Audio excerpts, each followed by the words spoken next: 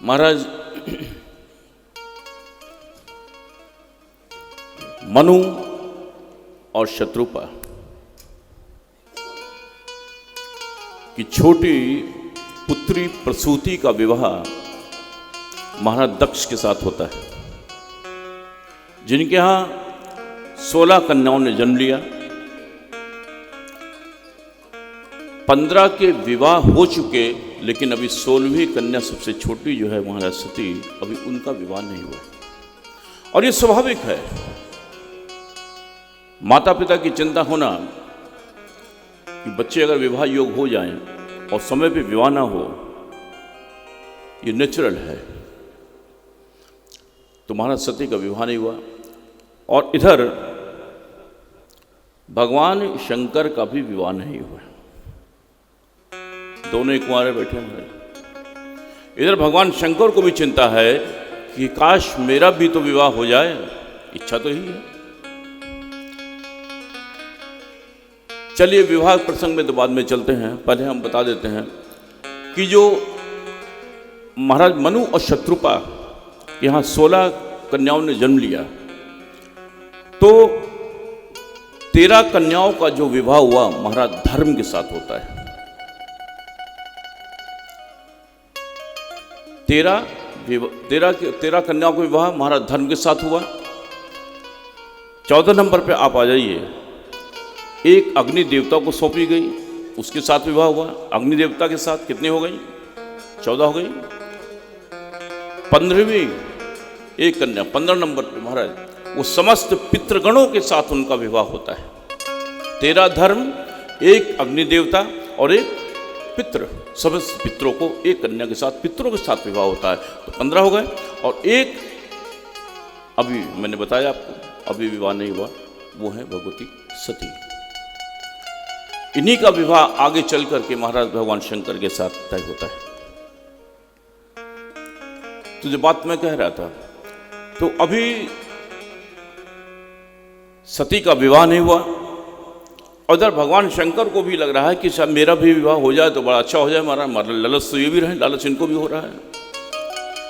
ब्रह्मा जी से बार बार कहते हैं, पहले ब्रह्मा जी आपने इतनी बड़ी सृष्टि की रचना की और आपने सबके लिए सब कुछ दिया, और आपका स्वभाव है सब कुछ देना, सब कुछ सभी के लिए देना, कभी मेरे लिए भी कुछ सोचा है?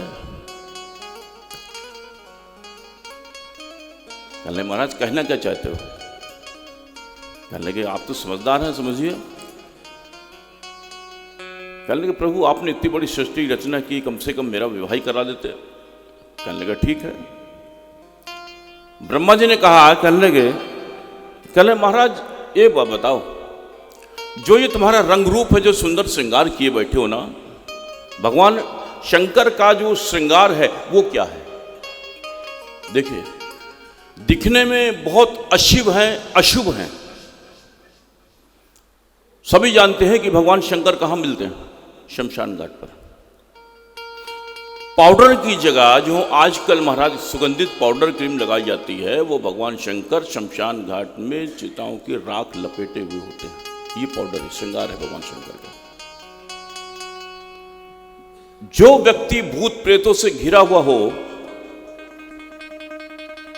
जिसके गले में नरमुंडों की माला पड़ी हो, सांप बिच्छू से घिरा हो, भूत प्रेतों से घिरा हो, जो 1000 हाथ, किसी के तो एक हाथ, किसी के एक आंख, तो एक किसी के कई आंख, बड़ा भयानक दृश्य है महाराज।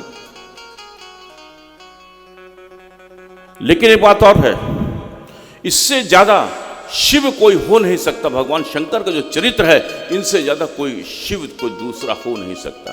दिखने में अशिव है, दिखने में अशुभ है, लेकिन इनसे सुंदर चरित्र किसी का भी नहीं है। जो दूसरों को सोने की लंका बांटे, जो किसी के तन का श्रृंगार बने, जो किसी की तन की लाज को ढकता हो,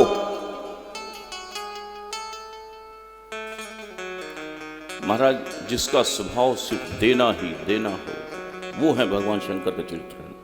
लेना नहीं, दूसरे की सोने की लंका बांटता हो, और अपने लिए कहाँ जगह है? शमशान घाट पर। तन पर वस्त्र है नहीं, कोई फर्क नहीं, लंगोटी पड़ी है महाराज, मृगछाल पड़ी है। ये श्रृंगार है। अब आप ऐसे सोचिए, विचार कीजिएगा कि ऐसा कोई वर हो, ऐसा श्रृंगार किए होगा, तो माता पिता कौन चाहेगा भगवान ऐसे ऐसे विवाह हो जाए? कोई चाहेगा? बोलो यस या नो। अब आइए इनकी काशी नगरी का प्रभाव तो देखें। काशी में जाइए, एक बार गंगा जी का उद्घोष करें, हर हर गंगे कहें, हर हर महादेव कहें, डुबकी लगाइए और वो व्यक्ति महाराज मोक्ष लिए चला जाता है, मुक्ति मिल जाती है काशी में। ये भगवान शंकर की नगरी काशी का प्रभाव है।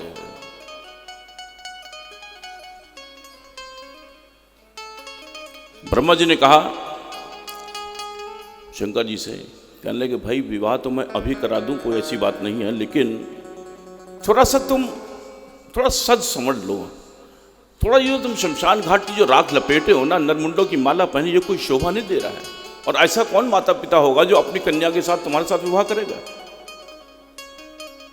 भगवान शंकर को थोड़ा सा क्रोध आ गया। कहने लगे ब्रह्मा जी बात सुन लो, विवाह हो और चाहे ना हो, जो मेरे दिन और रात के संगी साथी हों, जो मेरे साथ हमेशा रहते हैं, भूत प्रेत साथ में रहते हों, मैं इनको साथ अकेला नहीं, इनको छोड़ नहीं सकता, ये मेरे साथ हैं, मैं इनको नहीं छोड़ सकता। महाराज विवाह हो चाहे ना हो।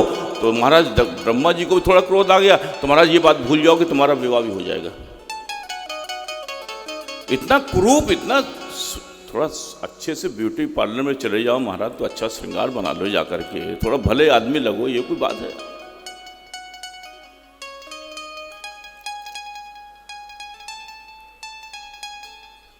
शंकर जी ने कहा, कहने लगे ब्रह्मा जी एक बात बताइए, मैंने सुना है कि संसार में महाराज कुछ लेन देन से बात बन जाती है, जैसे हम लोग कर लेते हैं महाराज, काम ना बने मुद्रा दिखा दिए, नंबर 2 में दिखाइए, देखिए काम कैसे होता है फटाफट। बिना नंबर 2 के, बिना दिए, बिना भ्रष्टाचार के काम ही नहीं होता है, हर जगह पे यही है। आज तो ये समाज में ही सब ये हो रहा है, कोई काम ना बनता हो महाराज, धन से सब काम बन जाता है। और इसी तरह से भगवान शंकर ने समझाया होगा कि प्रभु कुछ लेन देन से अगर बात बन जाती, तो ब्रह्मा जी ने कहा अरे भाई वाह, तुमने तो बहुत सुंदर बात कही, ये तो मैं बिल्कुल दिमाग में मेरी बात आई ही नहीं।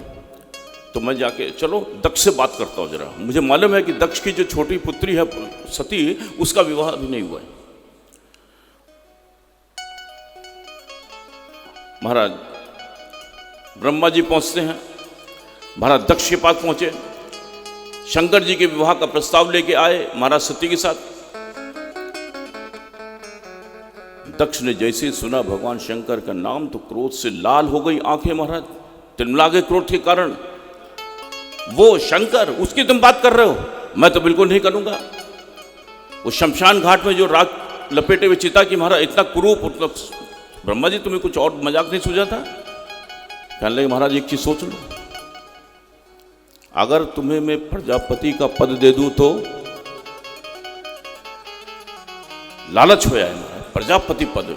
ब्रह्मा जी के बाद आप ये समझिए, अगर देश में राष्ट्रपति का सबसे ऊपर स्थान है, तो नंबर 2 पे कौन आता है? पीएम आएगा ना, प्राइम मिनिस्टर होगा।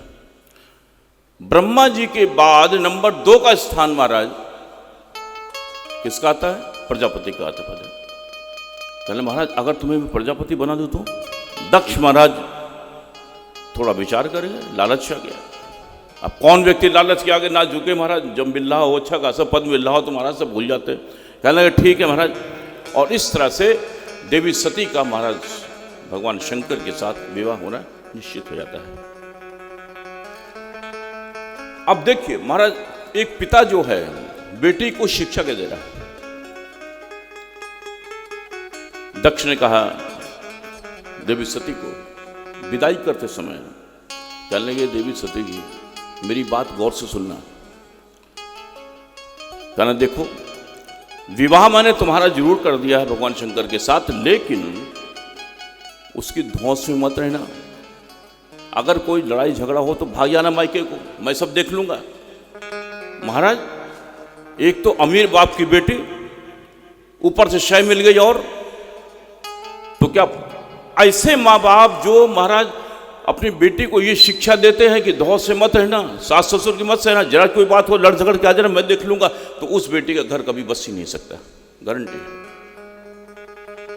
बचेगा? शय मिल गई, पहले चिंता मत करना, जरा से कुछ बात आना, हम मैं देखूंगा। ठीक है भाई। और यही हुआ, सती और शंकर जी में एक पल को भी महाराज नहीं बनी, आपस में स्वभाव जो तालमेल बैठना चाहिए था पति पत्नी के संदर्भ में, वो नहीं हुआ।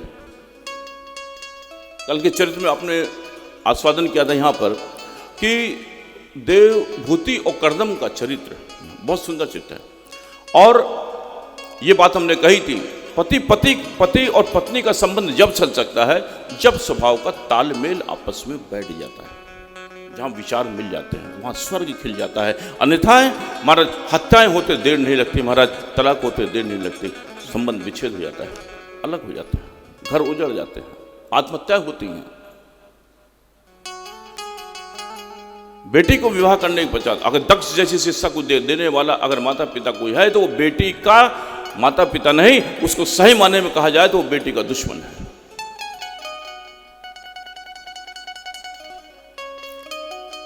तो इसी प्रकार से भगवान शंकर और सती में एक पल को भी नहीं बनी